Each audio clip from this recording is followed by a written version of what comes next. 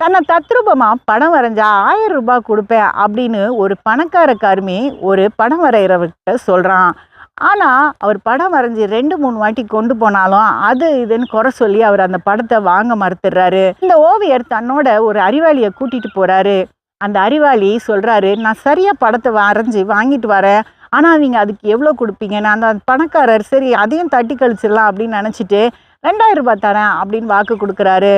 மறுபடியும் அந்த ஓவியரும் அந்த அறிவாளியும் ஒரு கண்ணாடியை கொண்டு போய் அவர்கிட்ட கொடுக்குறாங்க. அவர் சொல்றாரு, இது கண்ணாடியாச்சே, இதுதான் என்கிட்ட நிறைய இருக்கேன்னு. அதுக்கு அவரு, ஆமா கண்ணாடியை தவிர உங்களை வேற எதுவும் சரியா பிரதிபலிக்க முடியாது, அதனால இதை கண்டிப்பா நீங்க 2000 ரூபாய்க்கு வாங்கணும், இல்லைன்னா உங்க மேல நான் வழக்கு பதிவு பண்ணுவேன் அப்படின்ற.